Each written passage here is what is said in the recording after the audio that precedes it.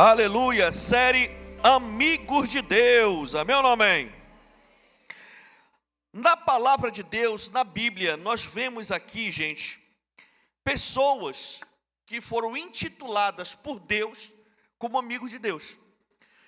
Pessoas que entenderam, um propósito de se relacionar com Deus, aprenderam a se relacionar com Deus. E essas pessoas foram notáveis na terra, porque conseguiram realizar feitos que poucos fizeram. Então a gente consegue aprender muito com pessoas, com personalidades bíblicas. E para a gente iniciar essa série, hoje nós vamos falar sobre um dos primeiros, Estou falando de Enoque. Enoque, o homem que andou com Deus. Amém, meus irmãos? Gênesis capítulo 5, a partir do versículo 15, diz assim a palavra do Senhor. Aos 65 anos, Maalaleel gerou Jared. Depois que gerou Jared, Maalaleel viveu 830 anos e gerou outros filhos e filhas.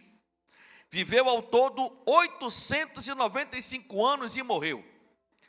Aos 162 anos, Jared gerou Enoque. Depois que gerou Enoque, Jared viveu 800 anos e gerou outros filhos e filhas. Viveu ao todo 962 anos e morreu.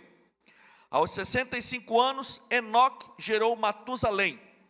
Depois que gerou Matusalém, Enoque andou com Deus 300 anos e gerou outros filhos e filhas. E viveu ao todo 365 anos. Igreja cristã. E isso é tão importante, isso levanta realmente toda uma discussão a respeito de um livro chamado Livro de Enoque. Existe esse livro. É um livro bastante antigo e, por ser um livro profundo, muitos até defendem que esse livro deveria até fazer parte do cânon, ou seja, da Bíblia. Eles defendem até a tese de que o livro de Enoque deveria fazer parte da Bíblia Sagrada. E se você vê na internet, de vez em quando você vê alguma coisa falando sobre o livro de Enoque e tudo mais e tal, e muitos defendendo até a posição do livro de Enoque ser ou pertencer ao cânon bíblico. Mas ele não é. E por quê? Por muitas razões. A primeira delas é porque o livro não foi produzido pelo próprio Enoque. Isso aí é claro. No próprio livro fala. Então, é um livro das memórias de Enoque que foram supostamente passadas de geração em geração. Até porque, se hoje Enoque estivesse vivo, ele tinha quase 7.000 anos. Então, esse livro deveria ter quase 7.000 anos de existência. E sabe-se também que esse livro foi escrito no período intertestamentário. O que é isso, pastor? É um período onde a Bíblia foi fechada no Antigo Testamento e quando ela foi iniciada no Novo. Do Antigo para o Novo, houve um espaço, uma lacuna de 400 anos. Então, esse período de 400 anos, a gente chama de período intertestamentário. E foi nesse período que o livro de Enoque foi escrito. Então o livro de Enoque não foi escrito nem por ele e nem por algum discípulo ou alguém da geração dele, para poder constatar que realmente seriam pensamentos de Enoque.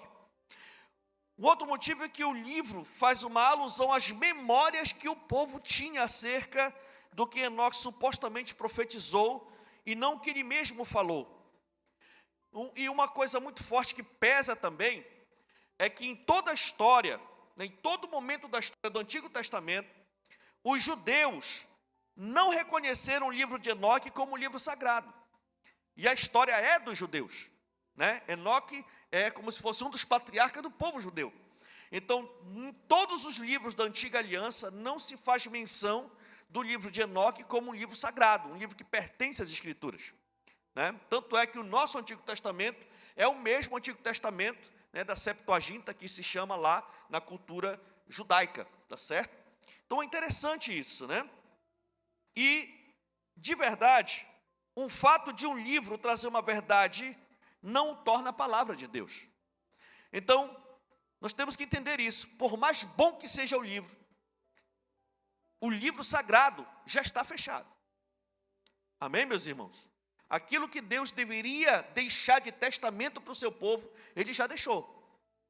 Nenhuma outra obra no decorrer dos tempos, depois de fechado, né, é palavra de Deus. Podem ser livros inspirados por Deus, e tem muita literatura transformadora, porque é inspirada pelo Espírito Santo, e Deus usa homens e mulheres no decorrer das gerações, né, em determinadas temáticas, em determinadas situações, mas isso não é a palavra de Deus, é a palavra de um homem, de uma mulher de Deus, que pode ajudar em alguma questão, porque é inspirado na palavra de Deus. Amém? Então é importante nós entendermos isso. É necessário que a igreja entenda que o testamento, a herança, já foi deixada, tá? E ela está bem aqui, ó.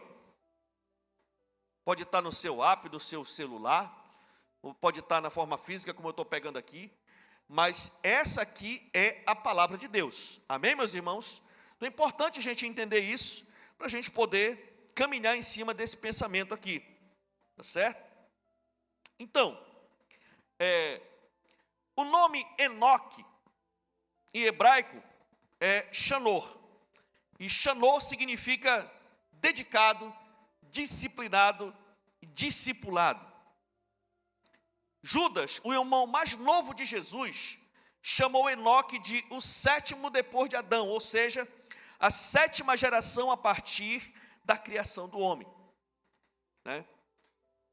Judas também disse que Enoque profetizou para a sua geração o que aconteceria no fim dos tempos. Isso está lá em Judas, capítulo 1, a partir do versículo 14. Enoque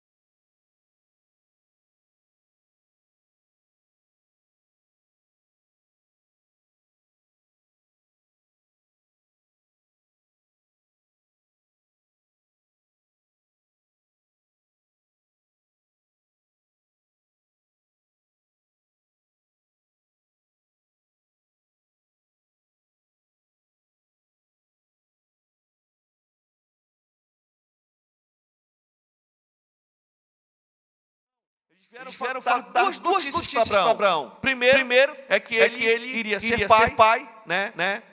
Sara iria ter Isaac, e depois ele falou para Abraão o que também ele foi fazer na terra. Então ele passou para Abraão e depois ele já ia descer para onde? Para Sodoma.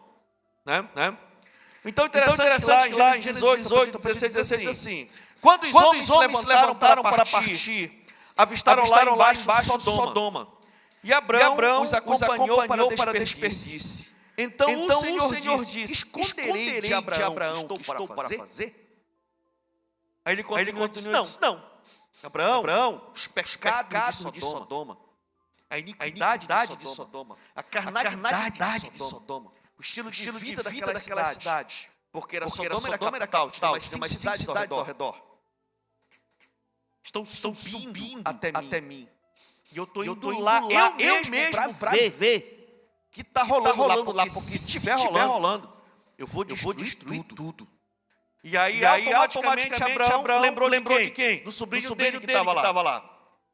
Aí ele começou aquela conversa. Aquela conversa assim, como querendo convencer, né? Mas Senhor, eu sei que você é poderoso e tudo. Mas se tiver, por exemplo, 40 pessoas lá dentro, o Senhor ia acabar com a cidade? Não ia acabar com a cidade. Tá, mas se tivesse 20, também não ia. E se tivesse 10, também não ia. Senhor, me perdoe, não é querendo abusar, mas se tivesse um, o Senhor ia destruir a cidade? Não, por causa de um, eu não destruo a cidade, mas eu vou ver.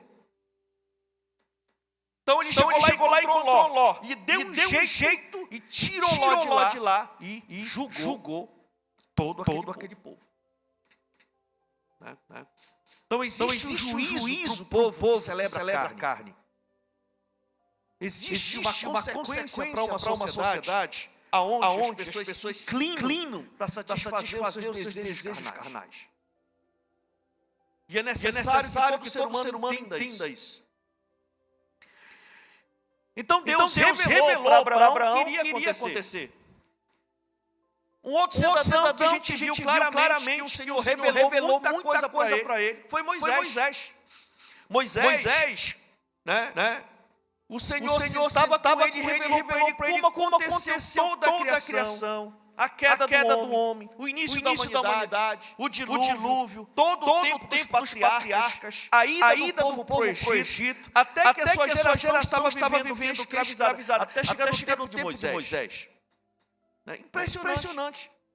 Lá em Êxodo 33, a partir do 7 diz assim: Moisés costumava montar uma tenda do lado de fora do acampamento. Ele a chamava de tenda do encontro.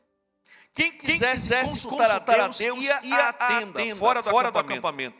E sempre que Moisés ia até lá, todo o povo se levantava e ficava de pé à entrada de suas tendas, observando até que ele entrasse na tenda. Assim que Moisés entrava, a coluna de nuvem descia e ficava à entrada da tenda.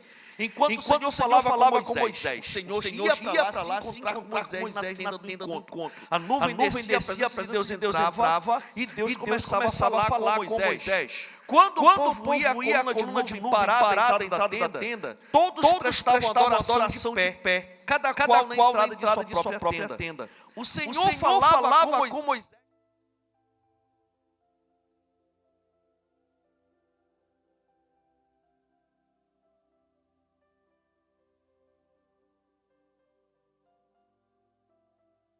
Aí, que deram origem aos primeiros 5 livros da Bíblia. Né? Gênesis, Êxodo, Levítico, Deuteronômio e Números. Moisés não participou de nada disso. Mas como ele escreveu? Porque Deus falou para ele. Moisés, tu sabe como é que foi a criação? Sabe como é que aconteceu a situação? Sabe como é que foi que fez? Sabe? E tudo. E até a história de Enoque. Quem escreveu? Moisés. Olha só. O relacionamento de Enoque com Deus foi tamanho que o próprio Deus falou para Moisés escrever. Escreve aí, meu filho. Enoque andou comigo 300 anos. E eu levei ele para mim. Uau. Sabe, queridos? Foram dessas conversas que surgiram isso daí. Um outro cidadão também notável, que Deus se revelou para ele de uma forma extraordinária, foi Daniel. O profeta Daniel, quando o Senhor falou sobre os fins dos tempos. Lá em Daniel 10, no versículo 11, assim: e ele disse: Daniel, você é muito amado. Preste bem atenção ao que eu vou lhe falar. Levante-se, pois eu fui enviado a você. Quando ele me disse isso, pus-me de pé, tremendo. No versículo 14 diz: agora eu vim explicar-lhe o que acontecerá no seu povo no futuro, pois a visão se refere a uma época futura. E aí ele começava a explicar. Vinha a visão, e depois o anjo vinha para explicar aquilo ali. Então, Deus se revelava para essas pessoas, e Ele quer continuar se revelando para o seu povo nos dias de hoje. Enoque andou com Deus, e Deus andou com Enoque na terra por 300 anos. 300 anos de relacionamento. E nesse tempo aqui, irmão, 300 anos era 300 anos mesmo, não é 300 anos como no dia de hoje. Porque a gente já vai para março. E se a gente se esforçar muito, a gente vai conseguir lembrar o gosto ainda do suíno que a gente comeu no Natal. De tão rápido que está passando o tempo. Né? Então, havia uma intimidade entre eles dois. Havia uma reciprocidade. Eles compartilhavam do mesmo caminho. Estavam juntos no mesmo propósito. Enoque acabou recebendo a identidade e o caráter de Deus. Por andar com Deus, ele acabou ficando parecido com Deus. Por isso que muita gente fala aquela velha frase aí fora: me dizes com quem tu andas, que eu te direi quem tu és. Mas a Bíblia diz que as más conversações corrompem os bons costumes. Então esse é o poder da influência. A palavra também fala em uma outra passagem que aquele que é amigo dos sábios, aquele que anda com sábios, se torna mais sábios. Mas o companheiro dos tolos acabará mal. Enoque escolheu para andar com Deus. Obviamente, o caráter e a identidade de Deus começou a fazer parte de Enoque. E é de conhecimento pela palavra de Deus que as gerações após Adão estavam mergulhando na degradação moral em tudo o que faziam. E por isso Enoque chegou a profetizar contra a sua e as outras gerações, visto que todos eles viviam muito. Então esse era o contexto da vida de Enoque. Ele já estava em meio a uma geração muito corrompida. Uma geração que já estava sentenciada à morte pelo dilúvio. Então, você pode imaginar o nível de pressão desse homem, sendo diferente dos outros, tendo que se posicionar. Gênesis capítulo 6, a partir do 5 diz: o Senhor viu que a perversidade do homem tinha aumentado na terra, e que toda inclinação dos pensamentos do seu coração era sempre e somente para o mal. Então o Senhor arrependeu-se de ter feito o homem sobre a terra, e isto cortou-lhe o coração. Você imagina Deus de coração cortado? E foi por isso que ele sentenciou a humanidade ao dilúvio. Mas ele encontrou um descendente de Enoque, Noé. E ele salvou Noé, porque com certeza Enoque ensinou muito bem seus descendentes. Enoque foi pai de Matusalém, aquele que mais viveu. Então Matusalém viveu muito. E há estudos, tendências a acreditar que Matusalém chegou a viver até na geração de Noé.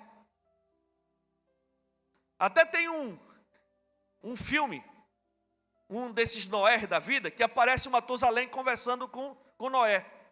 Aí as pessoas dizem assim: mas rapaz, mas que absurdo. Não, Matusalém viveu quase 1000 anos. Não é tão absurdo assim. Então é importante a gente entender, sabe, os ensinamentos de Enoque. Enoque andou 300 anos com Deus. E 300 anos andando com Deus, ele andava com Deus e andava com a sua família também. E o caráter de Deus que foi imprimido, impresso em Enoque, ele também cuidou de passar para as outras gerações. E de uma forma ou de outra, de um jeito ou de outro, isso chegou em quem? Em Noé. E a exemplo do seu antecessor, Noé também conseguiu, pela graça de Deus, se posicionar no meio da geração condenada ao dilúvio. Nós estamos vivendo os últimos dias, os últimos tempos. Do mesmo tempo que houve um juízo para a humanidade nos tempos antigos, está chegando um outro tempo de julgamento de Deus para o ser humano. O tempo da graça de Deus está acabando. Daqui a pouquinho vai entrar o tempo da ira de Deus e da justiça de Deus. Deus vem para julgar. Hoje ainda temos um advogado fiel. Mas depois desse tempo, o advogado se tornará juiz. E ele vai salvar e ele vai condenar. E isso independe de se eu concordo ou não concordo, se eu aceito ou não aceito. Isso não tem nada a ver nem comigo também. Porque, de fato, isso não vai alterar em nada. O que a gente acha, o que a gente deixa de achar, as nossas interpretações. O fato é que 90% de tudo que foi predito na Bíblia já se cumpriu. E você acha que os 10 que está faltando não vai se cumprir? Na dúvida, meu amigo, eu vou aprender a andar com Deus, para me livrar do que está por vir aí. E se você está aqui hoje, está nos assistindo pela internet, é porque Deus inclinou seu coração para isso também. Isso é uma prova de que você é uma pessoa inteligente. Você poderia estar em qualquer outro lugar nessa cidade hoje, que o negócio está agitado. Mas você está aqui, ouvindo aquilo que o Senhor teu Deus quer que você ouça. Sabe, meus irmãos, ser diferente da maioria, ter um bom comportamento contrário de muitos, mas agradável a Deus, isso é para poucos. Remar contra a maré, se posicionar diferente, onde todo mundo está descendo e você está subindo.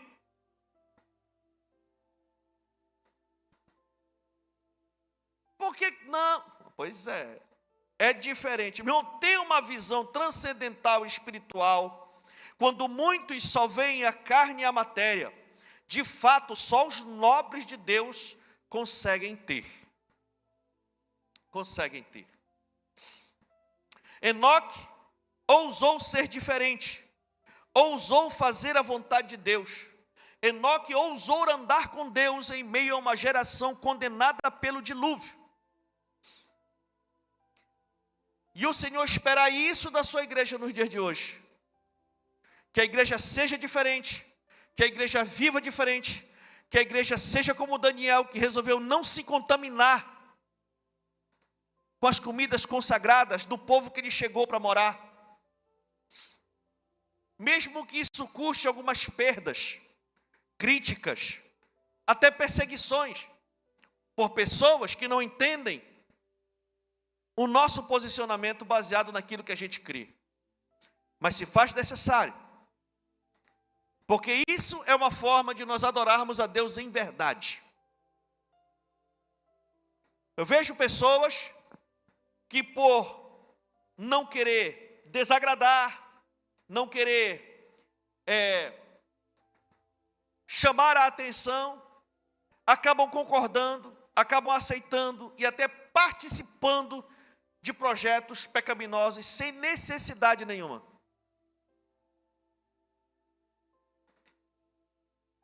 Projetos, eventos, atividades que promovem a carne, promovem o mundo e promovem as trevas, pessoas de Deus.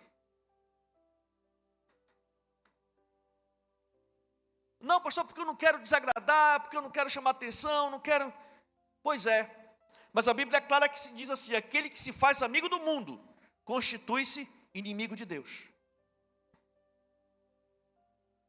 E a gente precisa entender, no mundo, que é engano, no mundo se prega a diversidade, se prega a aceitação e o respeito a todas as pessoas, menos aqueles que pensam diferente deles. Então é muito importante a gente entender e se posicionar. São nesses momentos, é que nós temos que nos posicionar. Para que as pessoas possam respeitar a nossa fé, as pessoas possam entender o nosso posicionamento. E é nessas horas que a gente entende quem são pessoas que nos amam de verdade e aquelas que estão, por algum motivo, próximas da gente para nos usar e se aproveitar da nossa fé. Porque o amigo de verdade, ele vai ajudar a proteger a gente. E não nos chamar para dentro da situação. Aquele que ama, aquele que respeita de verdade, ele vai respeitar você. Quando você chegar no meio da rodada de amigos do trabalho, por exemplo, ei rapaz, chegou aqui, irmão, olha, tá o nosso amigo aquele te maneira aí no vocabulário. Não coloca o copo da bebida perto dele. Né? Vamos respeitar ele para ele ficar de boa, no jeito que a gente está na nossa aqui, ele respeita a gente, bora respeitar ele também. Não, cara, não nem convida para confraternização lá na boate, não nem convida não convida não, cara, deixa ele quieto no canto dele, quando a gente fizer uma outra programação mais light, a gente convida ele. Né? E isso sim é respeito. Então, é importante a igreja se posicionar, mas se a igreja não se der o seu devido respeito, o mundo vai engolindo, e vai exigindo que você realmente participe, vai obrigando você, porque você não se posiciona. Então é muito importante a gente entender que o caráter de Cristo tem que ser mostrado no mundo através da minha e da sua vida. Sabe, queridos, Enoque era um instrumento de Deus em meio ao mundo pecador. Ele testemunhava de Deus, ele reprovava os pecadores, ele convocava os pecadores ao arrependimento, ele mostrava as consequências dos seus pecados. Sabe, meus irmãos, e esse discipulado de Enoque com Deus também é figurativo e simboliza o discipulado dos apóstolos, porque Deus, na forma de Jesus, também chamou homens para serem seus discípulos. E esses discípulos andavam com o Mestre, compartilhavam do mesmo caminho e do poder de Deus. E chegou um dia que esse mesmo poder de Deus se manifestou na vida dos apóstolos. Pedro, mesmo negando Jesus, por que Pedro negou Jesus? Porque ele se parecia com ele. Depois da crucificação, ele chegou perto de um povo, ele olhou e disse, não, esse aqui é discípulo dele. Não, não sou não. É sim. Você é discípulo dele, você fala como ele, você anda como ele, você parece com ele, você é discípulo dele. Não, não sou não.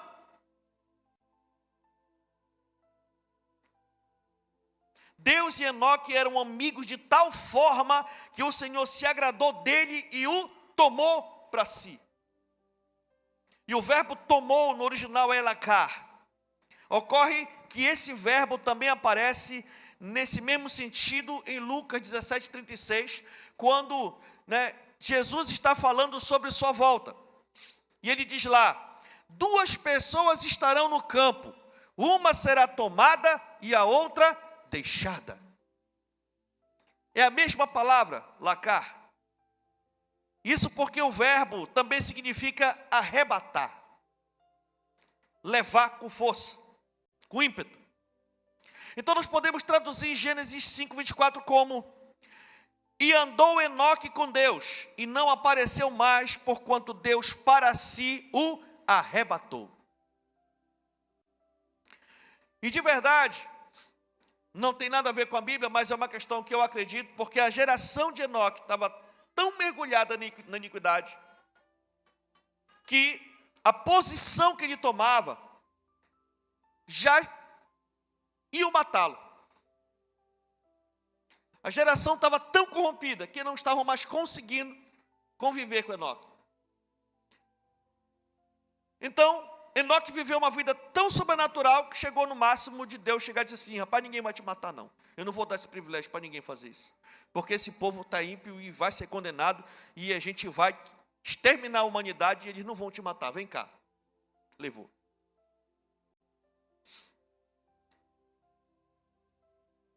Eu acredito de verdade, porque a Bíblia fala que na medida que as gerações vão se passando, o mundo vai piorando.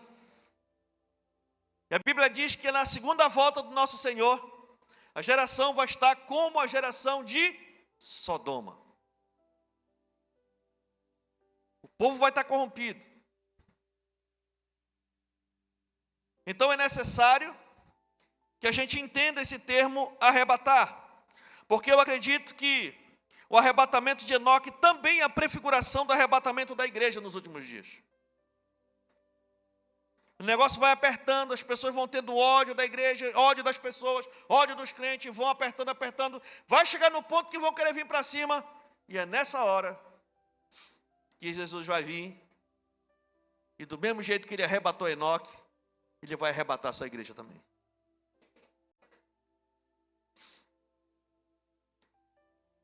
Sabe, meus queridos? E assim como Enoque não passou pela morte, a igreja também não passará. A geração dos crentes vivos do arrebatamento não passará pela morte. Até hoje, somente 2 pessoas da Bíblia que não passaram pela morte. Enoque foi uma delas. A coisa mais extraordinária que pode acontecer na vida de um ser humano é ele não morrer. Né? Até o nosso Senhor Jesus morreu. Venceu a morte, mas morreu. Sabe, meus irmãos, o nome Enoque significa discípulo, e isso é muito forte, porque discípulo é aquele que convive com o seu mestre. O discípulo aprende, imita, fala, ele pensa como seu mestre, e o seu objetivo final é se tornar como ele. Nós somos, ou pelo menos devemos ser, discípulos de Cristo. Então, se somos discípulos, devemos andar com Cristo.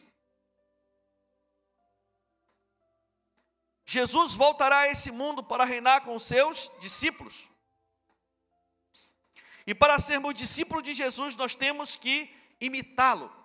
Efésios 5, a partir do 1 diz: portanto, sejam imitadores de Deus como filhos amados, e vivam em amor, como também Cristo nos amou, e se entregou por nós como oferta e sacrifício de aroma agradável a Deus. Só tem uma forma da gente imitar, é se a gente andar. Só tem uma forma da gente imitar, é se a gente conhecer. De outra forma, não tem como. Então, que o seu alvo, o meu alvo, o nosso alvo para 2025 é que a gente literalmente aprenda a andar com Deus. Aprenda a viver com Deus.